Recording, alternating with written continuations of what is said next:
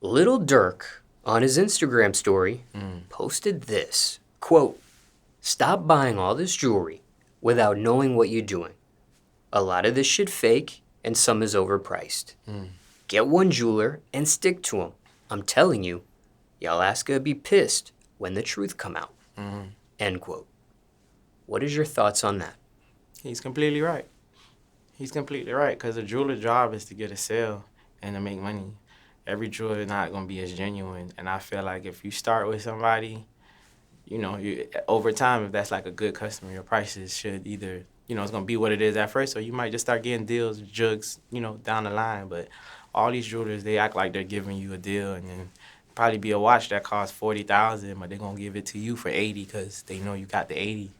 But nah, I shop with Stacks. That's like family. That's somebody I really like trust. Like, he invited. I've been to his wedding. I can go pull up to his house, sit down on the couch with his kids, his wife, son, go play football with him. It's like, that's my boy, real genuine. So I don't never feel no type of way about what he's telling me, and he never makes me feel like he's pressuring me to do something. He lets me know what you want to do.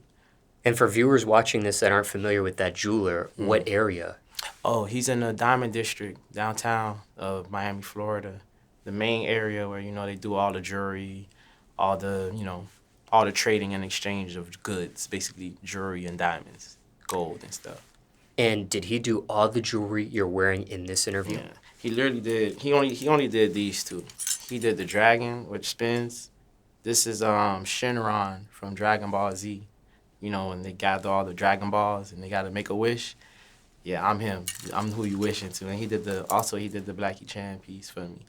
The 193 was a gift. So, And even though that was a gift, do you know the jeweler behind that particular? Oh, that was Mike the jeweler.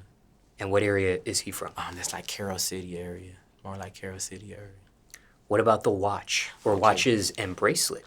The watches from Alex. Alex the jeweler.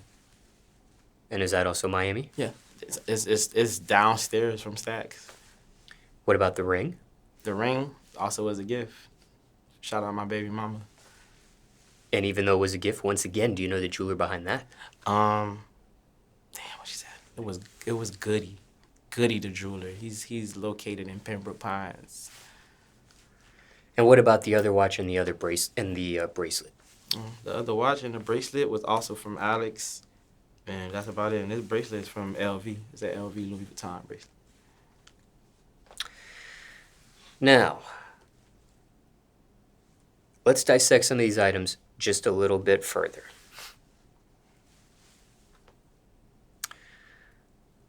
Okay, Blackie Chan is your stage name. Correct. The dragon, you've already explained that. But what about the gift? 193 and it says LLS above it. Are you able to explain that? Oh, that's the block. That's where I grew up at. That's the block. That's who that street molded me into who I am today. Like I grew up with a lot of good people from around there, built a lot of relationships, a lot of people with good intention. Like it's not no like that hood right there is not no backstabbing, crossing out. Like it go down in there though, but the niggas I grew up with, my 193 bros, they're my boys. Those for lifers. That's blood right there. And what about the watches? Let's dissect that a little bit the further. Watches. Can you explain the brand and the model of each watch? Rolex. These Rolexes. This is a presidential. This is a Jubilee. And why two watches? Because some just wear one. I don't like to pick sides. And when it comes to both of these watches, are they both considered bust down? Nah, all right. This is, I would say, semi-bust because I did the bezel. Normally, if you didn't do the bezel, it would be called a plain Jane. The face would be blank, everything is, clean cut. This is what you consider a bust down, flower setting bust down all around, type shit. Now, when it comes to that debate of bust down versus plain Jane, where do you stand on that? I stand on plain Janes because they hold value. When you go to digging up those watches, taking out gold or, drilling them, you lose value. You lose value on it. Once you start defacing this, it lose value. That's why I only chose to do the bezel on the presidential, because I still got the other bezel I could just store on there if I ever need to, which I doubt though. So when you did purchase it originally, That was my intentions. It was plain. Yeah, it was plain. And you have bracelets on both wrists. I assume that the meaning is the same of the choosing sides. Correct. Okay. Now, what about the ring? That also says 193, Mm-hmm. which you explained previously with the chain. Yeah. But why that hand for you? The right hand. The right hand, I don't even know. That's a good question. The right, I'm already working on the left. That's in the shop. Like, that's getting worked on. So, I don't know. I really ain't choosing hands. I'm really just trying to fill up everything. You feel me? Are you naturally right-handed or left-handed? I am right-handed. So maybe if I got to knock a nigga out, I'll leave a 193 on him so he won't forget who did it. What about the pinky finger? Is there any reason or meaning behind the pinky finger that ring sits on? I feel like it's less out the way on the end. You know, it's just not bothering you. It's just chill. Look, matter of fact, it look nicer on the pinky if you ask me. No earrings. Nah, I don't do piercings. And can you explain why? Nah, I'm just not into that. I mean, I don't think I'm in it. I don't think I ever will be. Not into the piercings. Like those not on that. If I would have, if I would have came home with a pierced ear, like around them Haitian parents, they would have whooped my ass, man. It would have been over for me. Something I ain't grow up on. That's just something girls do. I ain't doing no piercings. So never had your ears pierced? Never, ever. Never wanted to, never tried to. And no grill, no perms? I had a grill, man. I don't know, man. I had that grill for like 6 months. I bought like, what I had 10 to the top, 10 to the bottom. I ended up, I shot a video. I shot it with my first video was D to the A with me and Tafia. After that video shoot, I lost them. I don't know where I put them. So I really feel like if you gonna do a grill, get them permanent so you never gotta take them out. Because when you gotta take them out to eat or go to sleep, you gonna misplace those. And you don't wanna misplace those. Do you remember how much that cost you, just the grill alone that you lost? It was simple. It was just plain gold. So it was probably like around, I would say like around good stack, 1,200.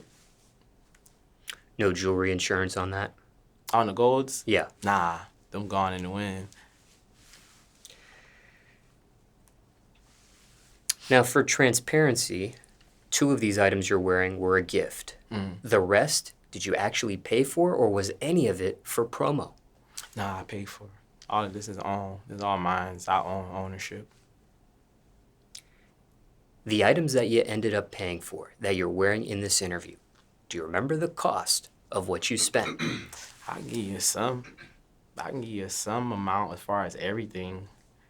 I know it's over 100. So I would say about 150. 150 easy. Probably close to the 200s. But I don't pay attention to too much. Just my life I be going but I copped it though. I got it for a good price though, definitely. And just to reiterate, that amount, 150 to 200 that you just mentioned, that was what you personally spent. That doesn't include the 2 gifts that you're wearing in the interview. Yeah, that don't include that. What does that feel like? Having that amount of money, 150 to 200 on your body at one time. For a viewer watching this that has no jewelry, are you able to explain that feeling? That feeling is like, I don't like I said, I don't get caught up in prices. I just don't. Like, I could be like, damn, that car look nice. Like, damn, that car is expensive, but pricing don't catch me, because you might get something that's cheaper that look better than the expensive shit. You know what I mean? So I don't really get caught up in the prices and if it matters or not. You icy. You not. You feel me? Now, for some people, this amount of money is the cost of real estate. An auto vehicle. Do you ever look at your jewelry in those terms? Like, I always look at it as an investment, because the gold market goes up and down. So, not saying that I am, if I ever will, hoping that not, God willing, if I ever did have to fall on hard times, that's definitely a good safety net, because gold goes up as time. Like, this Rolex is not the same amount I bought it for in 2018, 2019. It's worth more than it was than now. Like pandemic 2020, all gold skyrocketed that year. All gold, gold, diamonds, the price of gold, the price of diamonds went up. They had a dweller. My boy got a dweller. Shout out my nigga Bambino. He has a dweller. Probably got it for like, around 50,000. It's worth like 80 now. Literally, all gold dweller is worth 80 grand. I watched it shoot up on value with papers and all. So he gonna get that for that watch. Just to be fair, can the price or the value of gold go down as it can go up? Yes, it can. It can. But that's why I say these items are, things you just don't want to get to sell, or just because time's going bad, you may want to hold on to a little bit longer, because a couple months from now, you might be able to get 20 more grand for what it was supposed to be. Now, what is your opinion on those who buy jewelry first instead of the real estate or the auto vehicle? I don't lie. If you got jewelry with no vehicle, you're tripping. If you got jewelry without a roof over your head, you still listening like you shacking up under a girl house. I'm like, nah, man, that's not it. It's essentials. Like before I started going dumb on jewelry, I made sure I had all those key points, like my personal life together. You feel me? Even far as health, making sure I got a vehicle, making sure I got at least a home, place to call home, and shit like that. Like that, people are in a rush to show off more than really build their own like foundation as far as what's most important. Because none of that matters. That's gonna come and go. Now, winding down the questions here, I do want to dissect Dirk's post just a little bit further. In his post, he mentioned one jeweler to stick with. You mentioned a person named Stacks. Stacks. Is this a jeweler that you're just exclusively going to get jewelry from this point forward? Because you did mention other jewelers of other items you have. Correct.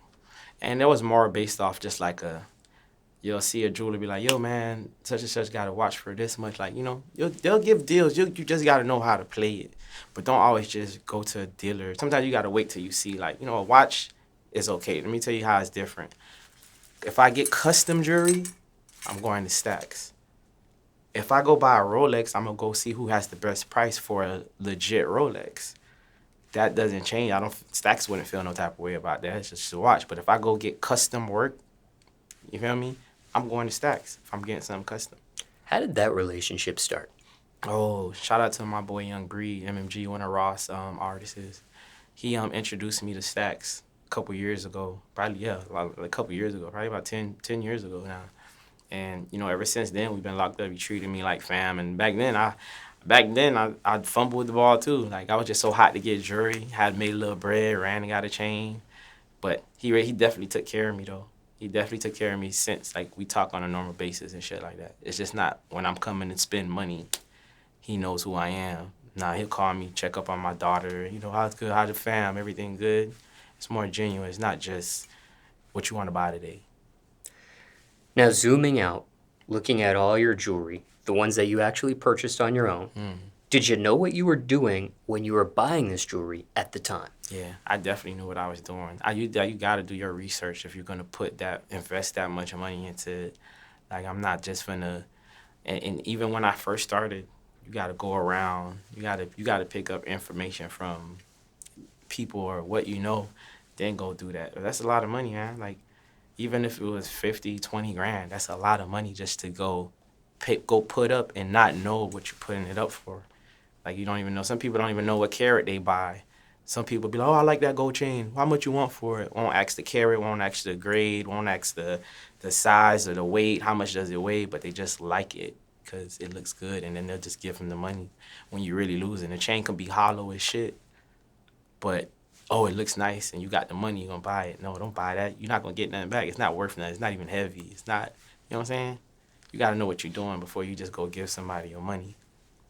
Ever felt like you paid overprice? Nah. Okay. Never. Ever received a fake item of jewelry? Nah, hell nah.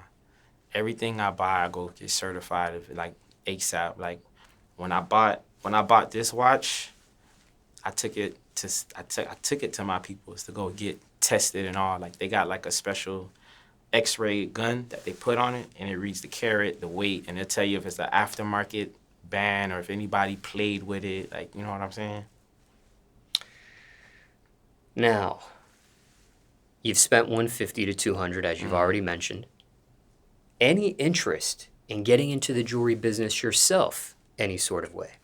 Shit, if I can, if it makes sense, if I get the opportunity to and it makes sense, and I got the money to, or it don't, mess up anything else I got going on, then yeah, I do it. The jewelry industry makes a lot of money.